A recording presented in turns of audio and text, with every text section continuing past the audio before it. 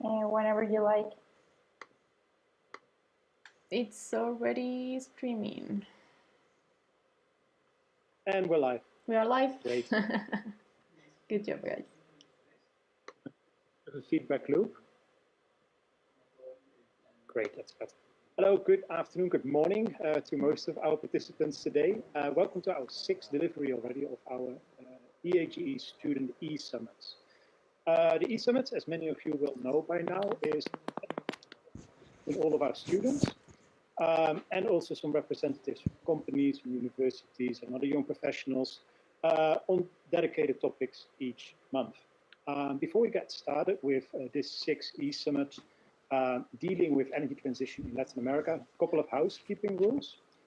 If you're not talking, please make sure that your microphone is muted. For starters, that basically avoids interference with other participants and really allows you to get the best experience here. It's also good to know this is live streamed and will also be recorded. So it may be that if you do choose to have your video on, that we may record your face and voice, just so you know. Important element, we've got 4 really good panelists here today. The panelists do not necessarily represent EAGE's own policy or strategy, but we do really think that they bring a really good message out there. So make sure that you do listen carefully, but also please do note that this does not necessarily reflect EAGE's policy on a whole. Last but not least is the introduction of our panelists. So today we've got as I mentioned, a roster of 4 people coming up. These people will be answering questions that we've previously predefined to get a conversation going really. We would like you, the participants, to already start asking your questions by using the chat functionality of the E-Summit on the right. So that will allow us to have a quick overview of the questions that already came in, and then we can basically weave these into the conversation as we go. Please do address these questions in English. That would be very much appreciated. I know that there's a lot of Spanish speakers on the call today, but unfortunately I am not. So yeah, please do keep your questions in English. Thank you very much. So without further ado, I'd like to introduce our 4 E-Summit panelists that we have gathered this week. And I'm very happy to have a very nice, to let you know that we've got a very nice representation from various countries in Latin America. We've got representatives from very mature markets, Costa Rica. Then we've got 2 panelists from Colombia and 1 final panelist from Brazil. We will start with our panelists from Brazil. Stephanie, would you like to introduce yourself briefly? Hello, everyone. Good morning. I just apologize for the noise of my neighbor. He just worked right now.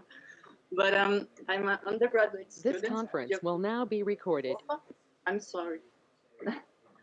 I'm an undergraduate student of geophysics here in Brazil at Fluminense Federal University. And I pretend to, what I can bring here is how I noticed the impact of the transition as a student, the guidelines of the course, and how the department is helping to prepare the future professionals. So thank you very much for receiving me here, for the invitation, and all the patience all this time. Good morning. Thanks very much, Stephanie, and good luck with the construction work next door. I can imagine that must be frustrating. Yes. We're moving on to Colombia. Eduardo, would you like to briefly introduce yourself, please? Hi, Martin. Thank you very much for this invitation to this panel of geothermal energy.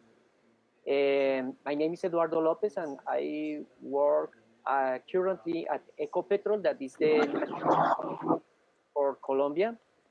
We work in the beginning of the project to define the potential geothermal energy in the sedimentary basin of Colombia, in the Llanos Basin mainly, but also we propose to work in other areas of Colombia. My formation is in geoscience with a master in tectonic and sedimentation, and also in my PhD studies in France was related in this type of methodologies. But during the last 2 years, we worked with the development and production department into the definition of the geothermal potential in sedimentary basin of Colombia. Thank you very much, Martin, for the invitation at this event. And thank you for your contributions in advance. Oscar, would you like to introduce yourself, please? Sure. Yeah, so again, first of all, thank you very much to all the EAGE team for organizing this event and for inviting me to be here. So my name is Oscar Llamosa. My background is in geology as well. I started in the late 2000s. I mean, in 2010, I started to work in the oil and gas industry in Colombia, and then since 2 years ago, I started to transition into the energy transition markets within the geothermal and energy efficiency as well. So I am here representing the Colombian Geothermal Association, which in short is AGEOCOL. So yeah, at your service. Thank you very much. Great stuff. Thank you very much. And last but most certainly not least, Marco, would you like to introduce yourself? Thank you, Martin, and thank you all the team for this invitation. For me, it's a pleasure to be here sharing our experiences here in Costa Rica. I'm the electricity business manager of EAGE, the National Electricity Institute of Costa Rica, the main utility here. We have 40 years studying and exploiting geothermal energy and 25 years of commercial operation of plants. And we have a very mature platform for the operation and development of geothermal energy here in the country. And I would like to share a few of those experiences with you today and in the future, of course. Thank you. So, thank you all. Welcome. Looking forward to the next hour or so of these conversations. For all of the participants here, you may not be familiar with the various markets and countries that we're dealing here. I'd basically like to start with a little bit of an overview about what the current status of affairs are with regards to geothermal applications for energy or storage or indeed heating purposes, but also maybe when applicable, renewable energy within your country as a whole. And we'll start with you, Marco, if you don't mind.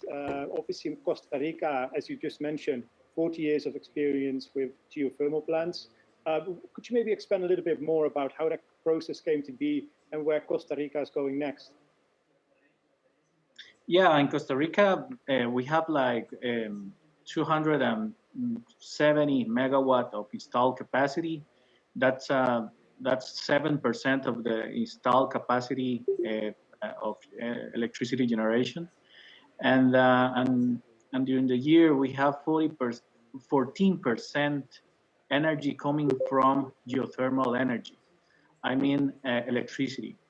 So for us, this source of energy is key for the sustainability of our power matrix, and also for the future of our electricity and energy security. Due to because the geothermal energy is not subject to impact of climate change, basically. That makes for us a lot of sense for adapting to the climate change and facing different challenges coming in the future for other kind of sources. And we have a pipeline of projects here, so on. So we plan to include more geothermal energy projects in the future, in the near future. Great. I'll come back to that in a little bit to see how students can actually contribute to such a mature market as well. We're going to move southeast to Colombia. Oscar, would you like to maybe start by explaining a little bit about the Colombian situation and how the market is developing there before we give the word to Eduardo afterwards? Yes, of course. So yeah, we as an association, what we do is to articulate four main actors in the country. So we articulate the government, we articulate the academia, the industry, I mean the companies, and also the society. So in this context, we have like the whole picture of how is the geothermal, but also the energy transition scenario in the country. So for the energy transition scenario, we have seen like the since from the Ministry of Energy, they are really interested in to develop more the renewables in terms of wind and solar. So there are really good steps in that way. Just to have a reminder, Colombia is a 100 years experience in the oil and gas industry. So we also have really good background in terms of subsurface. So in that direction, geothermal is coming to in the screens of the government, but also for companies and universities as well. So what we have seen is that these several actors are right now interested in to move into a new market, which is geothermal. So what we are doing is to articulate that different actors, as I said, to continue developing that new market, which is geothermal, not only for electricity generation, also for direct uses. So in this is the kind of perspective. We are not like Costa Rica, Costa Rica already are using geothermal for electricity. We are in the exploration phase.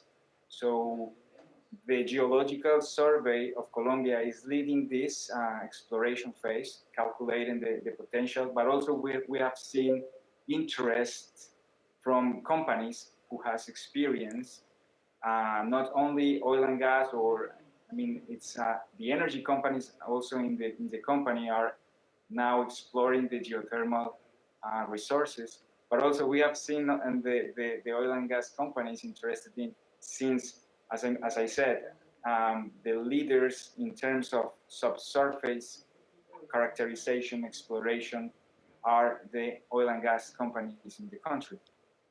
So this is kind of a little bit a quick introduction about how is the transition market, the energy transition market in the country. Perfect, thank you very much. Yeah, as Oscar already mentioned, a country like Colombia, Brazil, I'm pretty sure Stephanie can also relate to that. Strong focus on hydrocarbon exploration in the past, but definitely skill sets and experience that can now be used to indeed help with the exploration of geothermal potential. Eduardo, you're with Ecopetrol. Can you maybe add a little bit to what Oscar was already explaining? Yes. During the last 40 years, the Latin American countries work in the determination of the potential generation energy from geothermal source. Colombia have several studies related with this type of technologies, but we don't have currently the development of a project to generate this type of energy from a heat source. Most of the studies was focused in the active volcanic zones, but these zones show a complexity, proper complexity, because are located in their national wildlife zones, national parks, restricted to the development of industrial activities, And for this reason, more of this type of project is very difficult to develop today, because the laws related with the development of this type of sound is very complex. The communities also show all time the preservation of this type of ecosystems, and in this way it's difficult to introduce this type of industry in this region. But during the last 2 years, the Ministerio de Minas y Energía searched the development of new technologies with the objective to introduce Colombia into the energetic transition, and in this way propose the development of this type of project in other areas like sedimentary basins, and the transition from the oil fields into the production of energy from this type of heat source. That Colombia is located in the intertropical region that is affected by the El Niño and La Niña effects.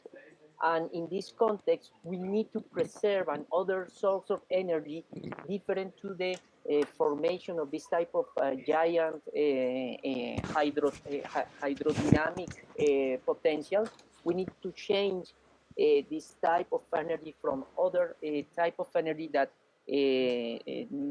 don't have a dependency from the climatic changes, and the geothermal energy like is a good way from this type of change.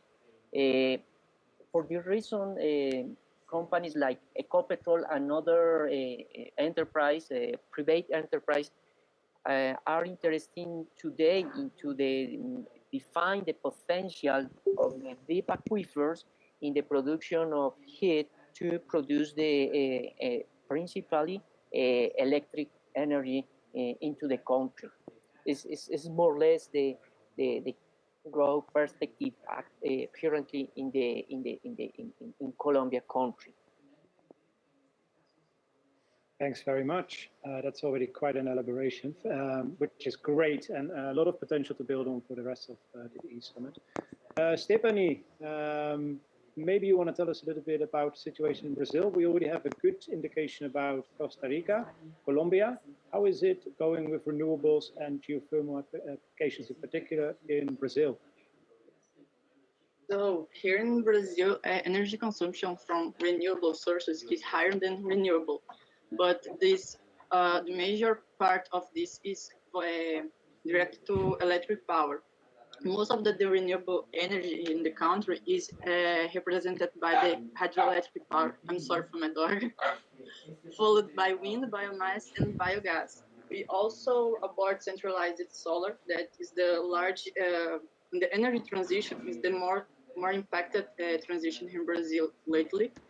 And the difference to the geothermal, as Marco says about the impact of the climate change, is very important for us because the most cities of the solar panels are located in the northeast of our country, and they are several impacted by the climate change. The feasibility of using geothermal energy in Brazil is just discussed, but there is great expectation regarding the development of techniques that allow to expand the use of geothermal energy. Here in Brazil, we have the Guarani Aquifer, which divided a lot of countries. The use of geothermal heat pumps is based in some points with the objective to efficient or geothermal, heat waters. Here in Brazil, geothermal resources is the depth of 3 to 5 kilometers. So in some regions like Minas Gerais and the islands of Fernando de Noronha and Trindade, they are the places with the higher subsurface temperatures. The low temperatures in the most of the other areas is still being studied by some scientists. Recently, just on August 12th, the the Minister of, I'm sorry for my English. Just a second, I'm sorry. It was just August 12th, the student of the Observatory National was used to help to improve. I'm sorry, guys. I came back later. I really am sorry. We can continue for now. Once you have the right vocabulary for it, for your point, we'll come back to you. So thanks for the introduction. Thank you so much, Marcus. Because I was trying to think how I can tell to you how the Brazilians are beginning to see the geothermal was disruptive technology and useful for us. There's a study of the National Observatory that showed this visibility of exploration here in the south and southwest regions, the regions with the lower temperature. And they are trying to. You already mentioned that in Colombia you're now really moving towards like the exploration of sedimentary basins, for instance. For students, in recent years, we learned about this move from the government towards interest in renewables. What kind of skill sets would a company like Ecopetrol be looking for from recent graduates to help with this move towards utilizing the great potential of geothermal? Yes, Martin. I think that most of the old exploration techniques for hydrocarbon and gas exploration is applied this time in this type of exploration resource in the surface. For example, when we search the different skills from the exploration in the oil and gas, we need the hydrogeology. And the hydrogeology is a fundamental skills actually currently in this type of project. But we need to construct this type of hydrogeological conceptual models to understand the recharge zones, to define the time of transit of the water to the deep sedimentary basins, and the thermal structure of the area. Also, in this point of view, we need to introduce the basin modeling techniques. We need to construct this merge between the hydrogeology and the basin modeling, because most of our basin modeling is focusing the definition of the formation of hydrocarbons thanks to the evolution of that thermal structure in the basin through time. But we need mainly in this time the merge between the dynamic process of hydrogeological modelization into the basin modeling to obtain the best condition associated with the temperatures, porosities, permeabilities, and water flow into the basin. In this context, the fundamental skills for the geoscientists that is involved in this type of studies is focusing into the definition of the hydrogeochemistry, for example. We need to understand the geochemistry of the water in the context of the history of the evolution of these hydrogeological systems. Also include the geophysics, for example, the potential methods, the seismic reflection interpretation, because we work in this type of very depth aquifers, well log analysis. We need the integration of this type of information into the basin modeling and hydrogeological modeling that produce the potential of heat in the subsurface. Also, we need to introduce the definition, the financial perspectives of the project, because during more of our time, we work in the scientific aspect, but we need to introduce the financial elements in our project to produce this type of project that produce a good impact in the society and the company. This is my point of view from the oil companies into the conversion in this type of new research project for new potential in the subsurface areas. That's great. So it's a rather mixed bag of different skills from the earth scientists, but I think it's a very legit point that you also raised. I mean, the financial feasibility and a strong understanding of finance should also very much be part of that team and with that assessment, of course. Before I move on to Costa Rica, to learn a little bit more about what a mature market and skill sets would look like. I'd like to have Oscar's views on this as well. Oscar, I know that with some of the things that Eduardo already mentioned, digitalization, machine learning is also one of those things that we hear a lot about in the oil and gas hydrocarbon sector. Those skill sets, are they also applicable for concepts such as geothermal exploration in Colombia? Yes, totally. So it's a really, really good question. And I think right in this part of the forum or panel or conversation, it's a really good moment to set that we are living right now a good opportunity in terms of earth science in general. One, because of the problems or in climate change that we are facing right now as a whole, as a planet. So we as earth scientists, we have the responsibility to to give our perspectives in general terms of the management of the planet. But also we added this pandemic situation. So it is like a restart for when you started to see a lot of topics in terms of sustainability, not only in energy. I mean, in the whole spectrum, all the different industries and different aspects in our lives.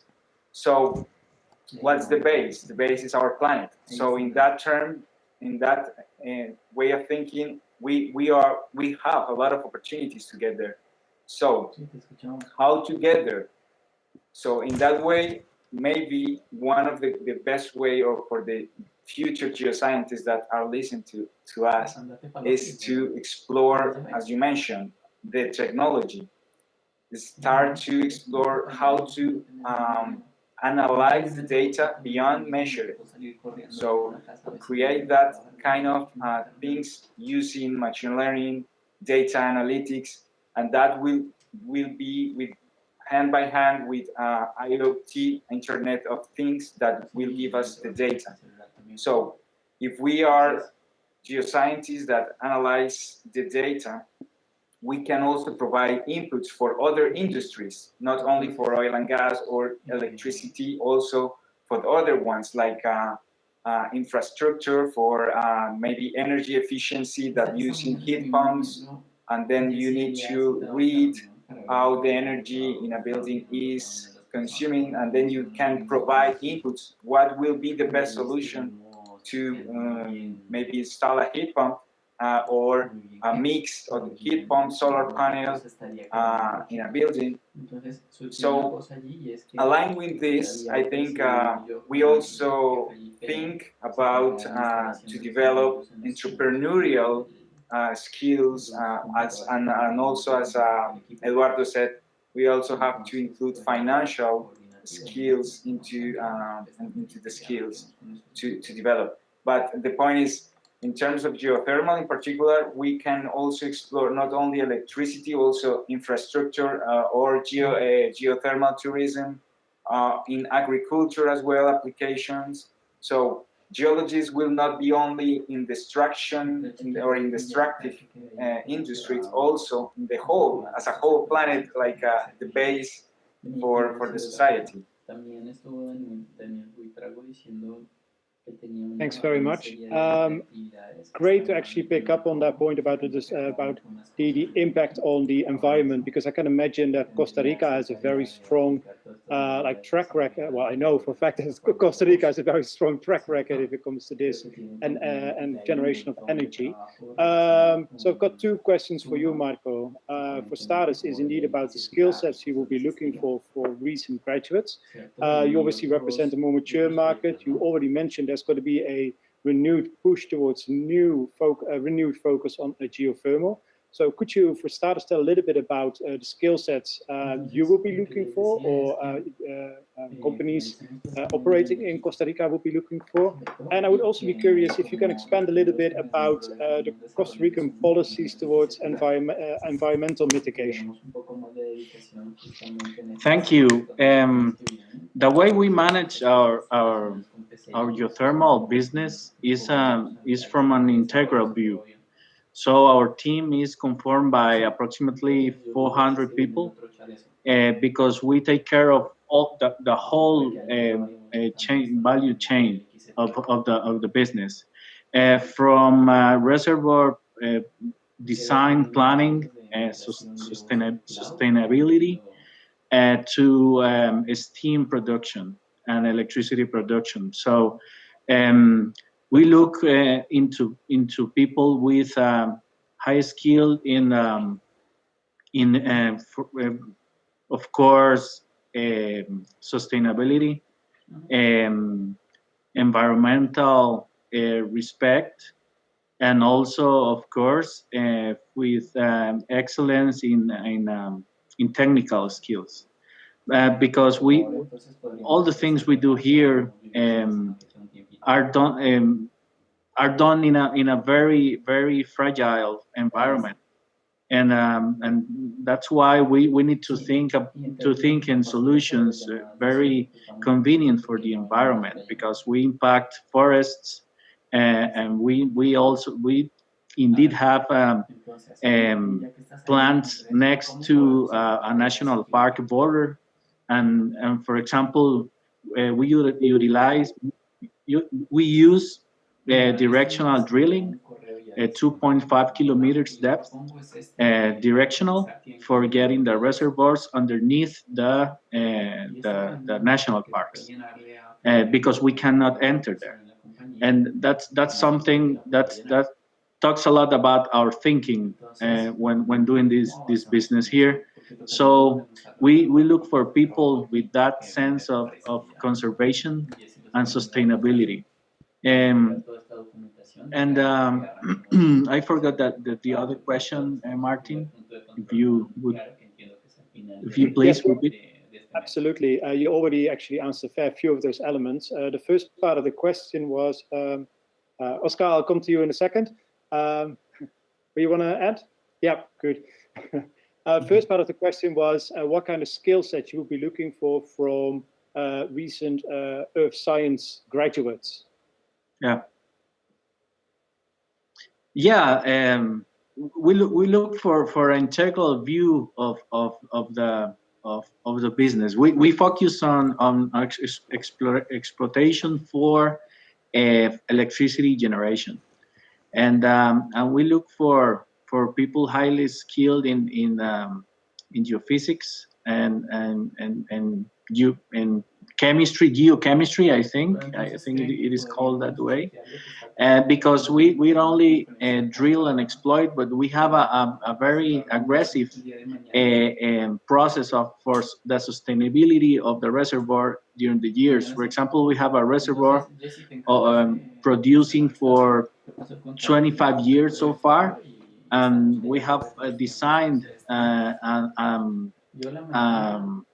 a new strategy for making it last another 25 years, for example. So as I said, we look for people thinking out of the box, bringing new ways to do things in a balance with the environment, And also, you're welcome to come here and learn with us in Costa Rica. We have a very, very friendly people here working with us, and you're welcome to come here and spend time with us. Okay, that may be something I have to pick you up on. Costa Rica is not the worst of places to visit. But I just wanted to briefly add to that. I mean, what I found quite interesting about what you were saying, Marco, is the fact that the focus on environment also requires certain like engineering skills, like the directional drilling you were referring to, for instance, to indeed avoid having to go into the national parks themselves. Is actually quite an interesting and refreshing take on it. Oscar, you wanted to add to this as well. Yeah, just a quick add and merging ideas from Eduardo and Marco. They mentioned the lot of barriers that we have in terms of environmental and social barriers to develop new sectors like geothermal. So in Colombia we have it. So we plus then just need people in the industry, which is really, really important with all these skills in geology, geochemistry, geophysics, drilling operations. Also people in the research part, which will be in the research and development and all in the academia. We also will need people in the management area. So in that way, geoscientists will play a key role for this kind of development. So this is the kind of new opportunity. So maybe as you as a EAGE and us as a GeoCol, we need to explore more in that way to add skills in management skills. Just that. Thank you. I think it's a very valuable contribution, actually. It's sometimes in associations such as ours, really easy to just be stuck with the science of it all, whereas indeed the financial side of things, but also indeed the full, the full value chain, as Marco put it, and that includes proper project management skills are also incredibly important. My next question will be directed towards Stephanie about what curricula look like for her. Before I do, I want to remind all of the participants on the call to, if you already have questions, start sending those in English, preferably, in the chat function on the side, so we can easily integrate your questions in a couple of minutes. Stephanie, I was kind of curious to see, I mean, with all of these talks about geothermal exploration, underground energy storage, also new focus on solar. Have you seen this reflected in your learning or in the curriculum that's available at your university? Yes, I just want to say first that what have been said is widely contemplated here. It is expected that energy that process consumed are clean, and the geophysics method will really allow this. The application of geophysics methods here in Brazil are more focused on sustainability, such as dam monitoring, related to hydropower, which has been increasingly addressed in electrical methods, for example. Recently, the geothermal discipline here in the UF, the Fluminense Federal University, was offered. And since the beginning of the year, in other words, the department have been committed to providing training to the professional according to the characteristics needs the region. Here in the south, the seismic methods are more stronger than the north. The north has geothermal. There's another methods that not used so much here. As a student, I see the academic department has been paying attention to the requirements of the market to provide support to the professional. The entrepreneurial comprehension skills, I have seen the students independently pursuing this in the research topics, and one outside, they search by participating in developing in junior companies, student chapters, participation, and some international events like challenge and this kind of events. So here in Brazil, we have a strong support for interpretation, modeling, learning coding skills from academic, but all these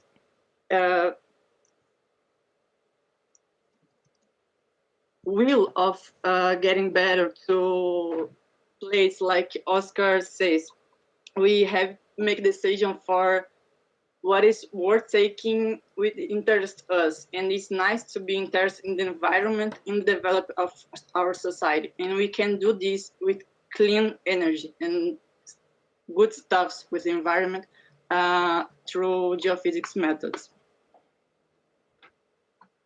Great, thanks very much. I would actually like to come back to a point that Oscar was making earlier, which is he was already referring to associations as being an instigator or an engine behind some of this change. Stephanie, I'm going to start with you, and then I'll move to Eduardo. What do you think, Stephanie, would be like the role of associations, international ones such as EAGE or IGA, or indeed your national associations, to help facilitate your learning or the change that we would like to see within renewable markets? So the research incentives, the EAGE, and during the pandemic has offered some magazines, some studies. Make this public is very good to us based on the share of the knowledge. Here in Brazil, we have little funding to science, and so we have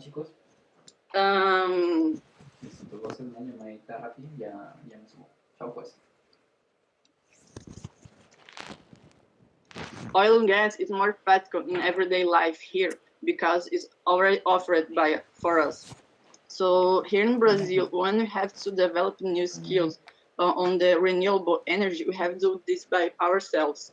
Here in Brazil, when we have the support of the societies like EAGE, is very good because the students can have another way to achieve a goal that here we are having a little difficult. And this sum of all these characteristics is very good to our development. And some companies of oil and gas has offered some transition to renewable energies, and this is modeling a transformation of the professional here too. The profile, profile. I'm sorry. The profile of the student here in Brazil has been transformation to more environmental sustainability than the financial and getting money, and that is very cool. Great, thank you very much. So that will be a combination of indeed access to knowledge, whether that's through publications, but maybe also the opportunity to publish yourself. And indeed, those courses to really help you develop those skills you may otherwise not be able to get at your university just yet. Eduardo, I was also kind of curious. Scientific collaboration. Yes, good one, thanks. Eduardo, how's that for you? What kind of role do you see associations play in all of this? Very well, for me, it's a critical point in this type of strategies, because thanks to the work developed in the association, it's possible to construct the connection between clients and suppliers. And in this case, we need to connect in a strongly this relationship, because most of the suppliers work actually in the development of new technologies to use this type of heat source. In this context, we need to carry out a congress to develop this type of relationship. The congress is the time of the scenario to construct the relationship between the clients, suppliers, scientists, universities, and propose a new project and new agendas to develop this type of works. Also, is critical the development of systematic talks. Especially in Colombia, we need to construct this type of agendas, schedules, to disseminate this new knowledge in the society. Also, it's important the construction of periodical publications, journals, small reviews to propagate this type of knowledge and create the culture in around of these new techniques and projects. In this way, we need to encourage the writing of articles from the university, especially in Latino American countries. We need to encourage the writing of articles from the university because we don't have the culture of writing for scientific purpose. Most of our works is developed in other countries like United States or European regions, but we need to construct this type of scenario in Latin America. Also, it's important to create the support of regional students associations. It's important to create this type of network in each country, especially in this time with the pandemic and other things that show very difficult conditions to construct this type of presential scenarios. Is easy thanks to the construction of this type of regional associations.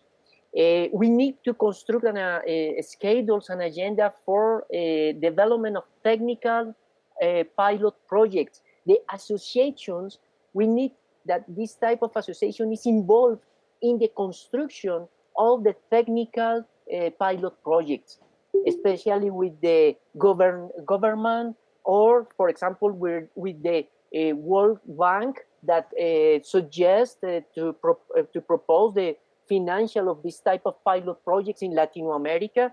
We have a huge quantity of budget for this type of project, but we need that the association is involved in the construction of this type of ideas.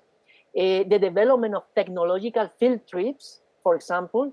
We need, for example, to go to Costa Rica or Mexico or Nicaragua or another countries that show these great experiences, that it's possible to transmit this experience to the other countries like Colombia or other countries that work actually in the development of this project. We need to construct through the association database of professionals that it involves in this type of project to construct the network of knowledge, and talk with the Banco Interamericano de Desarrollo or the World Bank to search the funds for the coordination and structuration of projects. Also, the scholarships for Master of Science and PhD, or the internships between countries to construct the knowledge. It's more or less a list of ideas that I consider it's important, the development of the association in the different countries. Thanks very much. That is a very nice overview, actually, of most of the works that associations like Oscar's or ours indeed try to accomplish. A combination of publishing, indeed, grassroots up initiatives like student chapters or other student networks to bring people together. The facilitating role in publications and moving that towards like tangible projects, or indeed meet and greets with companies to sort of see how skill sets indeed match up. Marco, what are your further experiences here?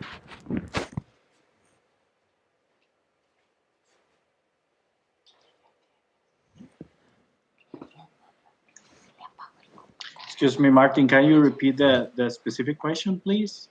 Of course. My question would be referring to the roles of associations, and I'd be curious, with such a mature market as well, do you still work with associations at all, or are you at a level where you think, nah, it's just going to be, we've got that full value chain integrated. For us, it's more about getting out there.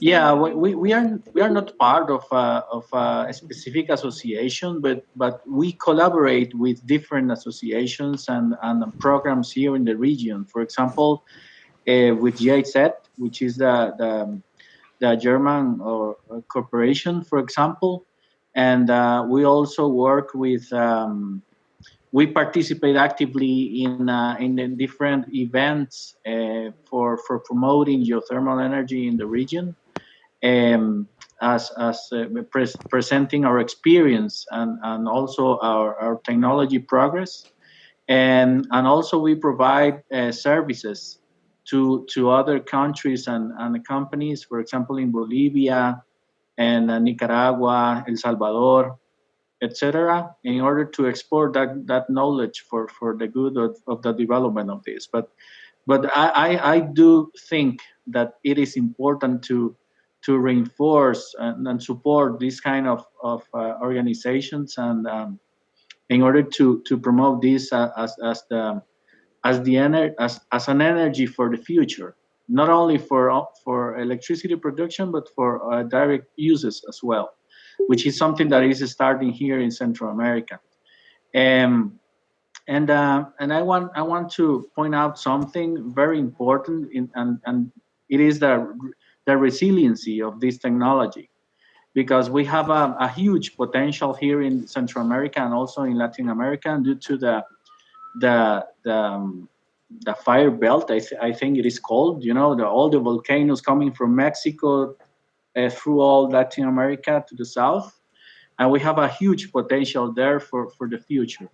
And I say this in order to tackle a little bit, or tackle a lot, the climate change, as I mentioned before.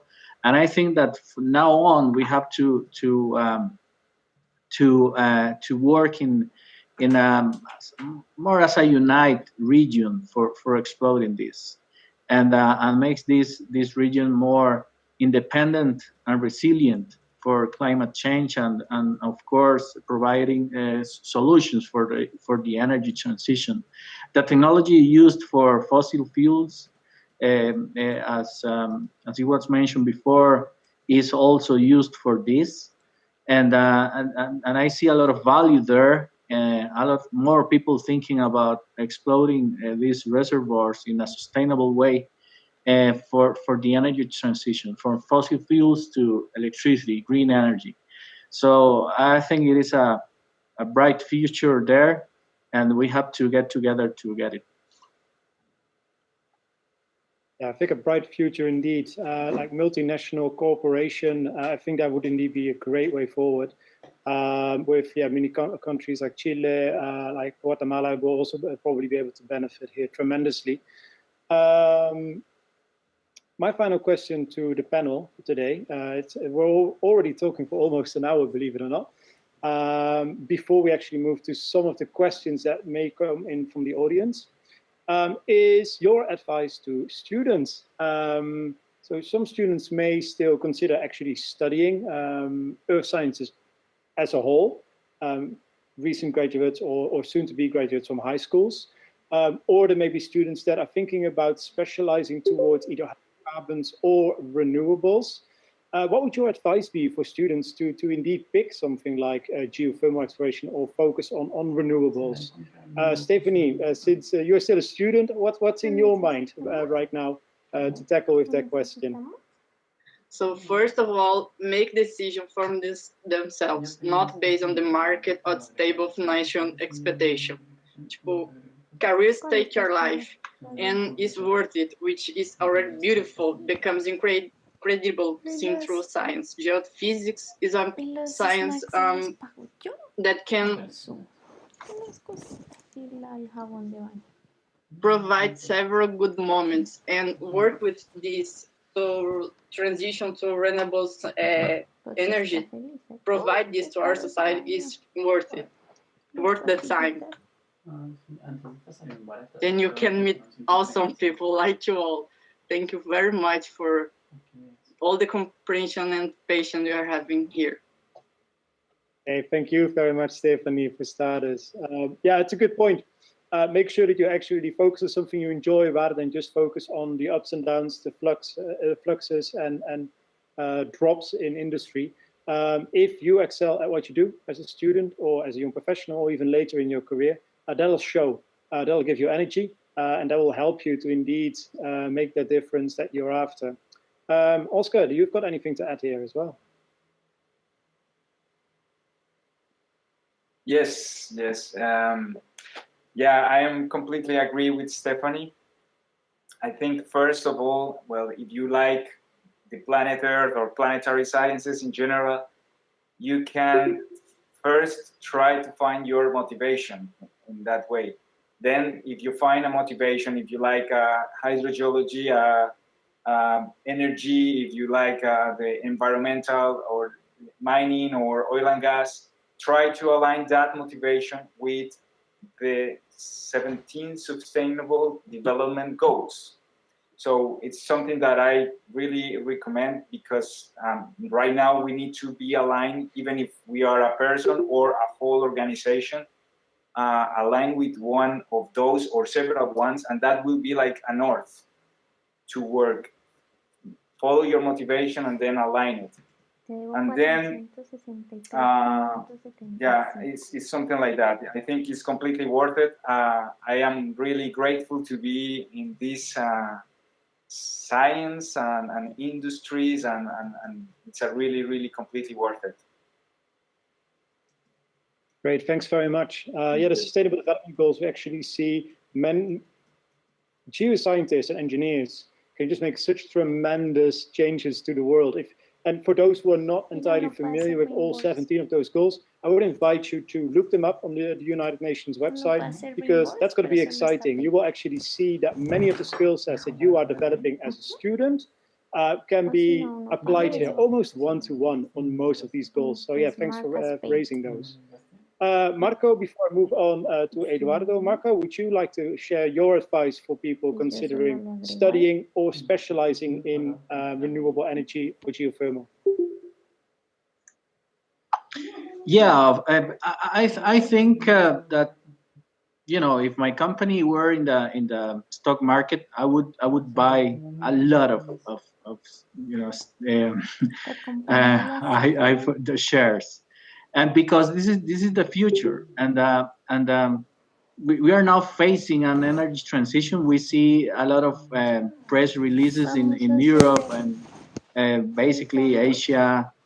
All the oil companies investing in renewables, in you know, new business models, green hydrogen, blue hydrogen, geothermal, wind, solar, storage, and also digitalization for the energy management, etc.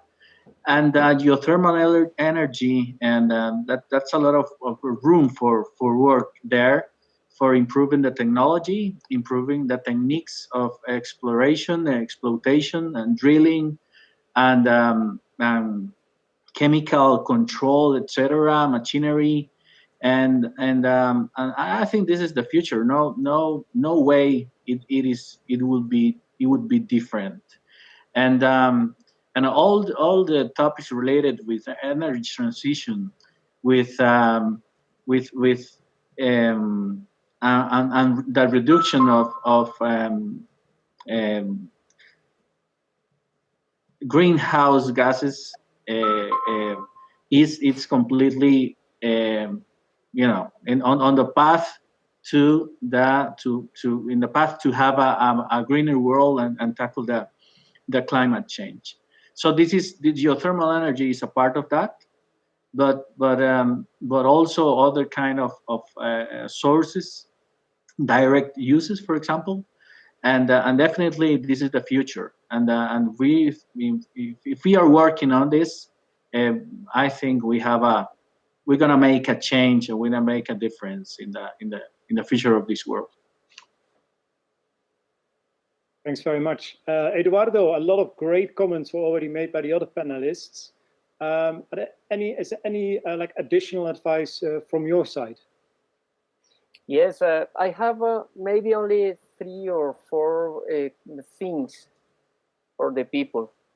The first is at this time, all countries have the title create or die. This is more or less the maximum today, because we need to create all days. And maybe this is the way in all countries, create or die. And in this way, it's important to propose the question, what motivates your life? Yeah, and according to the question, it's possible to construct the the way for the next professional in the geoscience areas. But I like to propose for ideas that around the geothermal and this type of new energies. Beware with the overexploitation of reservoirs is the first thing that I need to propose of the new professionals. Beware with the overexploitation of reservoirs. And also, this is a thing that we use in the exploitation of hydrocarbons. But the geothermal energy is not the only global or national energy solution. The countries should create energy portfolios with different sources. And with this thing, it's possible to propose a new studies, not only in the geoscientist objectives. It's possible to propose a portfolio of studies that involve the climatological analysis, the hydrometeorological analysis, and other things. We need to create a new ideas and new portfolios or of studies. The energy transformation requires explorers to join multidisciplinary teams. This is important in this time. It's not only the geologists or the geophysicists. We need a multidisciplinary teams, like Marco mentioned previously. And only to finish, the World Bank consider that only the 10% of the world's known geothermal reserves are exploited for electricity production. Only the 10%. 19% is underexplored. And the other thing that the World Bank mentioned, most of the areas suitable for geothermal development are virgin fields that need to be developed from the beginning.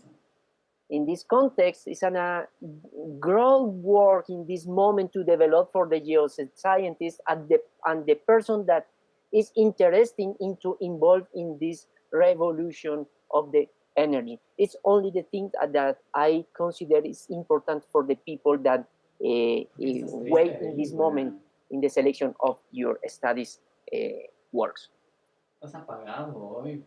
Great, thanks very much. In the meantime, we've got a final concluding question from the audience. Alejo would like to know, and I'll direct this question to Eduardo for starters, but please chip in, all the panelists, where you find interesting or necessary. But his question is, which renewable energy do you think will take greater relevance in Latin America in the future? Eduardo, you already mentioned a mixed portfolio will be important. Can you elaborate on this question a little bit? Yes, in Colombia, it's possible that it's not the good example. Maybe the best example is Costa Rica, because have most history in this way. But in Colombia, we try to build this portfolio with the solar energy. Geothermal is the beginning in this moment, but also we work with the river power and the transition with gas fields, but we need to construct this type of portfolios with different opportunities, because it's not a good idea to concentrate all work in only one way. This is the first paragraph that I talk. Beware with the overexploitation of reservoirs, or in this case, the overexploitation of only one technology. We need to construct different scenarios to produce the energy that needs the society for their development. Thanks very much. Yeah, I think it also comes down to don't put all your money onto one horse, as they say in English. It's very important to try to make it as diverse as possible. Marco, Eduardo already mentioned Costa Rica earlier. Can you maybe tell a little bit more about your angle on this question? Yeah, and that's why we have I think a very strong team on the sustainability for exploitation of the reservoirs. Um, we don't only do or perform drilling for starting production, but also for the sustainability of the reservoirs during the time. So we have the team looking for changes in the chemistry and in geochemistry and changes in temperature, pressure, etc. And depending on those changes, they apply different techniques and or reductions in production or of different techniques. Also, new drillings, new drills for having enough production for the electricity plant, and that's why overproduction is very important to consider, because you have a a business plan of a plant, and it is planned to last for 20 years and have a return on investment, etc. And so if you don't take care of your reservoir, that whole financial model could be, threatened by the poor management of the reservoir and the practices. So that's very important to have a team looking for the reservoir all the time and have an integral view of that, also with the communities, with the environment, with with all the things that could impact the production, not only the reservoir, but all the surface facilities as well. Thanks very much. Oscar, Stephanie, any final thoughts from you before we wrap up? Oscar, go ahead. Yep. Yeah, for this particular question, which renewable energy will be great with greater relevance in Latin America, I think we are right now moving like as a whole, as a global. We have seen in general terms how renewables like solar, wind, and also geothermal are increasing. Maybe in the near future, ocean energy will be a key player. But in general terms, we've seen that, of course, gas will be a key player and in this future energy. But just want to add something here additional to other ideas is taking to the radar the hydrogen. Because for me, well, this is the kind of behavior or global behavior we have seen. A lot of new companies growing, startups growing in this scenario as well, in the hydrogen. Since this will be maybe more efficient as well. Like right now, maybe nuclear, but nuclear has also a lot of problems in terms of environmental. But the point with the right now most spread non-conventional renewables like solar or wind are hand by hand with mining. So all these extractives are in the same situation because we have environmental and social barriers globally. So in that way, hydrogen could be like with an interesting future that will be interesting as well to have into the radar. Great, thanks very much. Stephanie, any final comments from your side? So here in Brazil, I guess from renewable energies, hydroelectric should continue and wind power should increase in parallel with solar energy. Recently, solar energy has been a strong approach to use here in Brazil, so directly use, and it continues to grow. I think biomass and maybe nuclear has a space. Besides, nuclear has a little approach to transition to carbonization of the sector. But I still, here in Brazil, oil gas continue to decrease gradually in front of solar and wind powers continue to grow. Is my guess. Your guess is as good as ours.